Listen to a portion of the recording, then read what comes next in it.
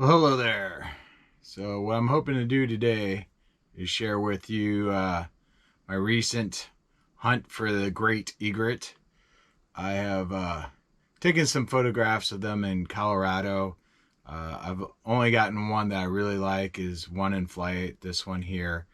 And it's at a bit of a distance, although I did have good light for it, and I liked the wing composition. When I got into this area previously, I did see a bunch of the egrets in this area. There's two types, the snow egret, which is the small one, and then the great egret, which is the big one. And I was looking to get some good photos of the great egret. When I go out to take photos of wildlife, I really try to envision what I'd like to catch as far as the photograph would be. So for the great egret, because they're beautiful, tall, white birds, I really wanted to catch one with either a dark background or with its reflection clearly visible. Or it's always interesting when you catch them eating. So those were the two kind of photos I wanted to catch of the great egret. So that was my goal. When it comes to taking photos of wildlife, I've got kind of two rules that I follow. I try to adhere to as best as I can. The first and probably the foremost is I try to make sure I do not disturb the wildlife. Use a long lens. A lot of times the wildlife will know I'm there, but I try not to get so close that it will scare them off. And most of the time I'm very successful at that. The other thing is I don't go where I'm not supposed to. If it's private property, I don't trespass. If it's a wildlife area and it's a restricted area, I do not go into those areas. So sometimes the birds seem to know that and they like to hide there. So sometimes it's disappointing. When I first got into this area, I saw 5 great egrets hanging out in a tree, but it was so far away and I couldn't get close to them. So it did not make for a very memorable photo, but it did inspire me to stay in this area for a little while and see if I can capture some photos of egrets. So that's what I did, and this is kind of my journey of me versus the egrets to see if I can get the photos I wanted. So I hope you all enjoy it and follow along.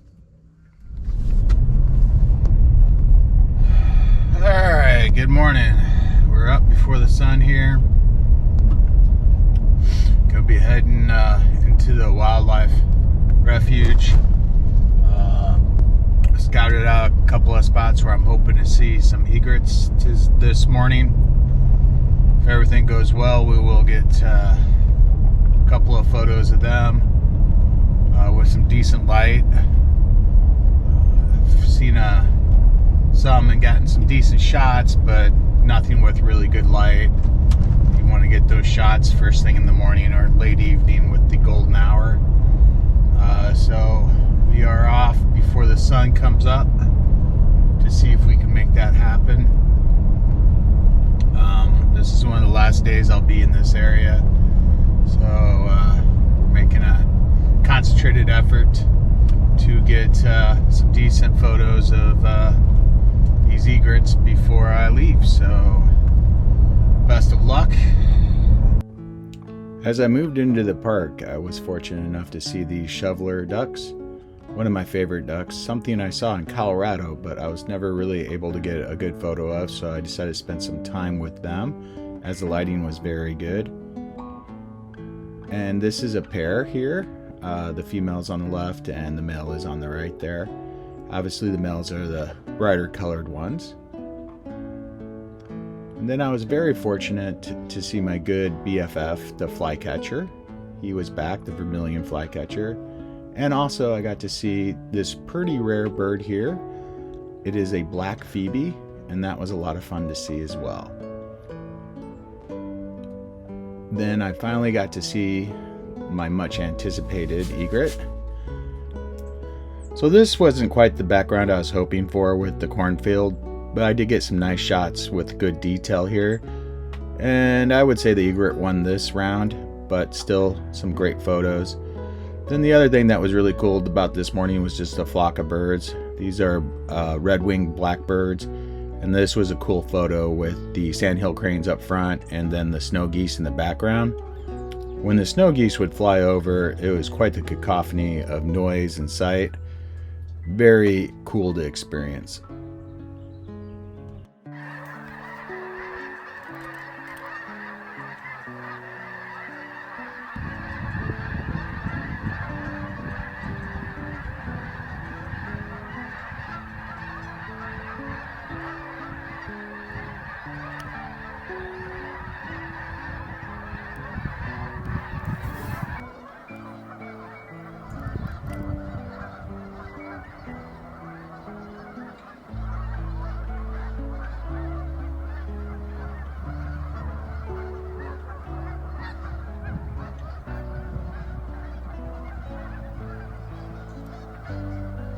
So the next day, I did have some fun finding some egrets.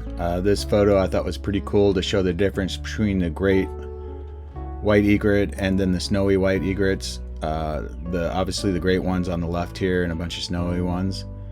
And then it was real fun to see this. I thought I had a great shot coming up of this egret. I was moving around to get the stick out of the way to take the photo, and out of nowhere this great blue heron came in and decided he wanted that perch. So as luck goes, I did not get a good photo of the egret. Again, the egret won, and also the blue heron won on this one. But just a fun sequence of photos here, and real interesting. Finally got a decent shot of an egret across the river here, finding a little prey and swallowing it. It was quite a distance away, so not the best photo, and it didn't get the reflection in the water that I was hoping for. So again, I would say the egret won this round, but it was fun to watch him gobble this down. I couldn't tell from this distance if it was a fish or maybe a frog, but certainly the egret seemed to enjoy it. And then I did have fortunate luck the next morning with this egret in the trees here, which I thought was really an interesting photo. It kind of looks like it's floating there. So I'd call that one a win for me. And then finally I did catch this egret in the dark water with the reflection. The only thing holding this back is the water is a little filmy, but otherwise I'd say this is a win for me as well. So my campsite had the best sunsets ever across the river. I was here for several days and enjoyed most of my time here, though it was a bit of a crowded camp area. I did enjoy these sunsets, and I just wanted to leave the photos and a short video here of those sunsets that you may enjoy them. I really thank you for watching and following along, and I should have some more videos out shortly. Thank you very much.